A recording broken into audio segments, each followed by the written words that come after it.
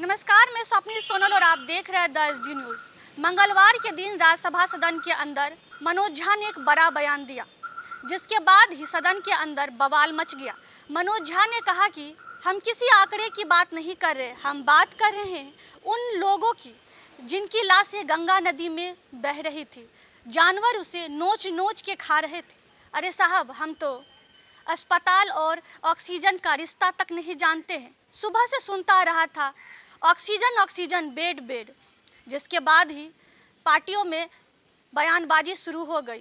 जिसके बाद मनोज झा ने क्या कुछ कहा, जरा आप सुनिए।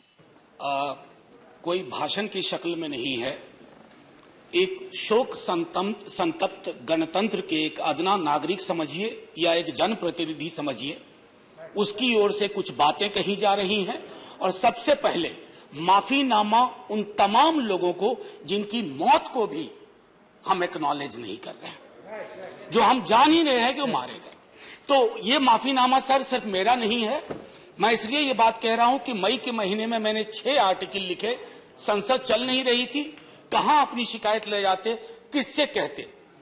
मुझे भाजपा के मित्रों ने, कई साथियों ने कॉल किया, बधाई दी। मैं उनका भी एहतराम करता हूं और कहता हूं कि ये भरोसा इस सदन का है कि हम सबको एक साझा माफीनामा उन लोगों के नाम भेजना चाहिए जिनकी लाशें गंगा में तैर रही थी।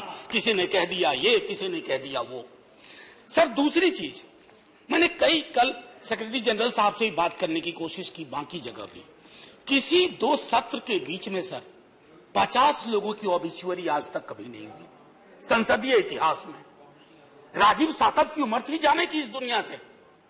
रघुनाथ महापात्रा जब मिलते थे गले लगाते थे, बोलते थे जय जगन्नाथ। अचानक में वो नहीं है। ये पीड़ा व्यक्तिगत है, आंकड़ा मैं नहीं कहना चाहता हूं, मेरा आंकड़ा, तुम्हारा आंकड़ा, अपनी पीड़ा में आंकड़ा ढूंढिए। एक व्यक्ति नहीं है इस देश में, इस सदन में, सदन के बाहर, उस सदन में जो ये कहे कि उसने किसी जानने वाले को ना खोया हो। सर, पीड़ा कह सकता हूं। ऑक्सीजन के लिए लोग फोन करते थे, हम अरेंज नहीं कर पाते थे। लोग समझते हैं सांसद है, ऑक्सीजन पिछा देगा।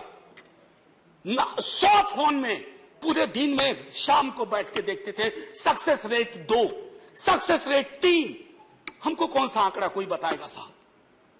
हमको नहीं, किसी आंकड़े की बात नहीं करनी है। हमें देखना है कि जो लोग गए वो जिंदा दस्तावेज छोड़ के गए हैं हमारे फेलियर का। मैं आपकी बात नहीं कर रहा हूं साहब। आप कहिएगा 70 साल में कुछ नहीं हुआ, मैं उसमें जाना ही नहीं चाहता। ये कलेक्टिव फेलियर है 47 से लेकर अब तक की सारी सरकारों का। क्या बना दिया हमने? मुझे पता नहीं था कि अस्पताल और ऑक्सीजन का क्या रिश्ता होता है। सर, ईमानदारी से कहता हूं, मैं मेडिकल बैकग्राउंड से नहीं आता हूं। सुबह से लोगों को दिखता था ऑक्सीजन ऑक्सीजन, रेमडेसिविर। मैं तो दवाइयों के नाम तक शुरू में सर प्रोनाउंसिएशन चेक किए कि कैसे उच्चारण करूंगा। ये हालत है। और तब हम आंकड़ों की बात कर रहे हैं, तब हम ये बात कर रहे हैं थैंक यू फलाना साहब, चिलाना साहब।